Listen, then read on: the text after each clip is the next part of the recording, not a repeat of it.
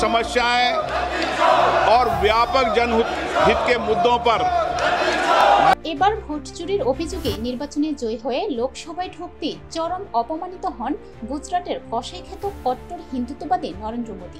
ভারতের লোকসভাতে নরেন্দ্র মোদী যখন মাত্র প্রবেশ করছিলেন, ঠিক তখনই ভোট চোর গদি চোর স্লোগান দিয়ে মোদীকে চরম বিরোধিতা করলেন বিরোধী নেতা ও এমপিরা। সমস্যাएं और व्यापक নরেন্দ্র মোদীকে ভোট চুরির অভিযোগ তুলে ভারতের তুমুল হট্টগোলের মুখে বন্ধ হয়ে যায় বাদল অধিবেশন। লোকসভায় বিজেপি ও নির্বাচন কমিশন মিলে ভোট চুরি করছে বলে এই অভিযোগ বিরোধীদের।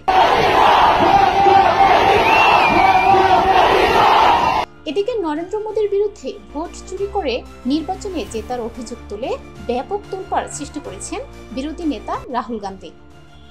2024 সালে লোকসভা নির্বাচনে বিজেপিকে বিজয়ী করতে নির্বাচন কমিশনের সহায়তায় অন্তত 70 থেকে 80টি আসনে ভোট চুরি হয়েছে বলে বিস্ফোরক দাবি করেন তিনি। একটি আসনের তদন্তের প্রতিবেদন পেশ করে রাহুল গান্ধী দেখান, গত নির্বাচনে 40,000 ভোটারের ভুয়া ঠিকানা ছিল, ডুপ্লিকেট ভোটারের সংখ্যা ছিল প্রায় 12,000, বহু ভোটারের নাম একাধিক বুথে নথিবদ্ধ, 10,500 ভোটারের ঠিকানা এক, এছাড়া ছবিহীন ভোটার কার্ডের সংখ্যা ছিল 4,000-এর বেশি। রাহুল গান্ধীর মতে এসব অনিয়ম সুপরিকল্পিতভাবে করা হয়েছে বিজেপিকে বিজয়ী করার জন্য। তার অভিযোগ, প্রধানমন্ত্রী নরেন্দ্র মোদী ভোট চুরি করে জনগণের ম্যান্ডেট ছিনিয়ে নিয়েছেন।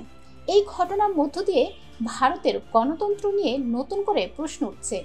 বিরোধীরা বলছে নির্বাচন কমিশনের নিরপেক্ষতা পুরোপুরি ভেঙে পড়েছে এবং দেশের গণতান্ত্রিক ব্যবস্থাই আজ হুমকির মুখে।